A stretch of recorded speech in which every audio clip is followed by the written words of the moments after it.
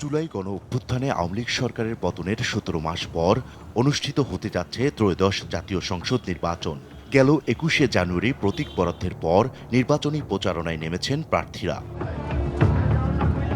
তথ্য বলছে পরিকল্পিতভাবে নির্বাচন প্রশ্নবিদ্ধ ও ব্যাহত করার চেষ্টায় সংঘবদ্ধ একটি চক্র, যার পেছনে রয়েছে কার্যক্রম স্থগিত হওয়া রাজনৈতিক দল, ক্ষমতাচ্যুত আওয়ামী লীগ সরকারের লোকজন ও অপরাধী গোষ্ঠীর সমন্বিত তৎপরতা। নির্বাচন বানচালের প্রধান কৌশল হিসেবে কয়েকটি পথ বেছে নেয়ার পরিকল্পনা করেছে একটি গোষ্ঠী।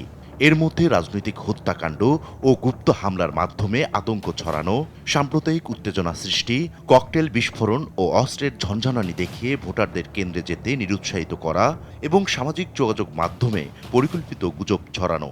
বিশেষ করে নগরীর বস্তি এলাকা ও শিল্পাঞ্চলগুলোকে সম্ভাব্য হটস্পট হিসেবে চিহ্নিত করা হয়েছে।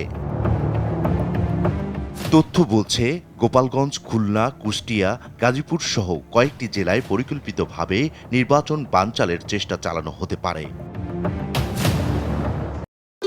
ভবিষ্যৎ হোক নিরাপদ, বিনিয়োগ হোক বিশ্বস্ত, আর আমার পছন্দ সল্ট বে। ওয়েলকাম টু সল্ট বে।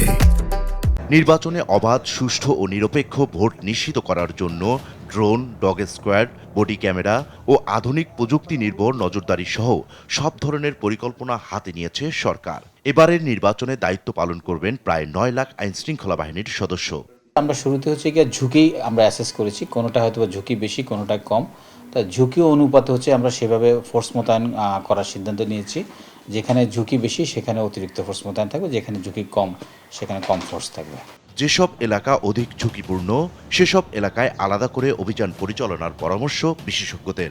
এলাকাগুলোকে আলাদা করে ভাগ করে এলাকার সেই আইনশৃঙ্খলা পরিস্থিতির বাস্তবতায় আলাদা করে ব্যবস্থা গ্রহণ করে যদি এটাকে নিয়ন্ত্রণ করা সম্ভব না হয়, তখন এই পরিস্থিতির একযোগে যদি সারা দেশে নানা ধরনের আইন বহির্ভূত বা নির্বাচনী আচরণ বহির্ভূত ঘটনা বা প্রেক্ষাপট তৈরি হয়, সেটি মোকাবেলা করা কিন্তু খুব কঠিন। এলাকার বৈশিষ্ট্য অনুযায়ী ঝুঁকি নির্ধারণ করে আইনশৃঙ্খলা বাহিনী আলাদা আলাদা ব্যবস্থা নিয়ে নির্বাচনী পরিবেশ সৃষ্টি করবে, এমনটাই প্রত্যাশা বিশেষজ্ঞদের। এলাকার যে সমস্ত এলাকাগুলো অধিকতর ঝুঁকিপূর্ণ আছে সেই এলাকাগুলোকে নির্বাচন উপযোগী পরিবেশ সৃষ্টি করবেন তারা। আল্লামা ইকবাল, দেশ টিভি, ঢাকা।